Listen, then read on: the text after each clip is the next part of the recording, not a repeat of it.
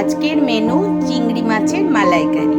এর জন্য আমি বাগদা চিংড়িকে নুন হলুদ দিয়ে মাখিয়ে রেখেছি।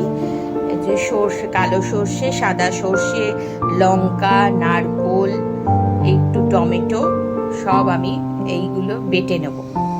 বেটে নিয়ে চিংড়ি মাছ ভেজে আমি কড়াই বসিয়ে দিয়েছি। চিংড়ি মাছ ভেজে চিংড়ি মাছের মালাইকারিটা রান্না করে আপনাদের দেখাবো। তেল গরম হয়ে গেছে, ধোঁয়া উঠছে। আমি চিংড়ি মাছগুলো দিয়ে দেবো এক এক করে।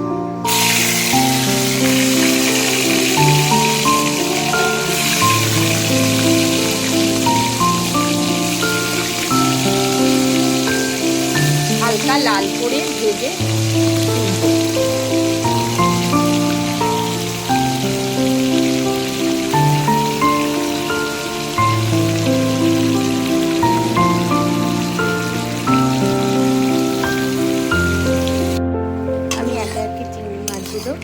ভেজে নিচ্ছি।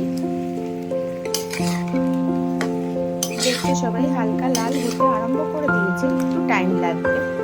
অনেকগুলো চিংড়ি মাছটা বেশি ভাজবো না, বেশি ভাজলে শক্ত হয়ে যাবে।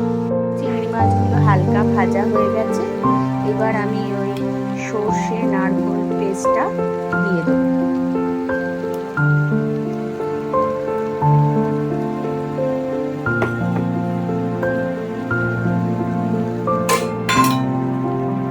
বাটিতে একটু জল দিয়ে সেটাও দিয়ে দিচ্ছি।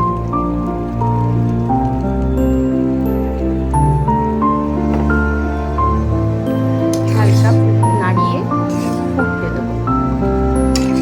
বেশি ঝোল রাখবো না, ঝোল হলে ভালো লাগে।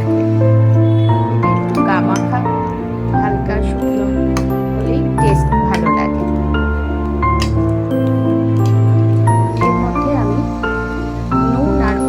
হালকা মিষ্টি হালকা নুন দিয়ে দিলাম, চিনি দিয়ে দিলাম। এবার ভালো করে জাল দিয়ে শুকনো শুকনো করে নামিয়ে নেব। মাছের মধ্যে কটা গোটা কাঁচা লঙ্কা দিয়ে দিলাম। কাঁচা লঙ্কা দিয়ে আরো কিছুক্ষণ ফুটতে দেব। দিয়ে শুকিয়ে আসলে নামাবো। ঝোলটা শুকিয়ে এসছে। এবার আমি একটু কাঁচা তেল দিয়ে বন্ধ করে দেবো গ্যাস। একটু কাঁচা তেল দিয়ে দিচ্ছি। এখানেই শেষ আমার চিংড়ি মাছের মালাইকারি।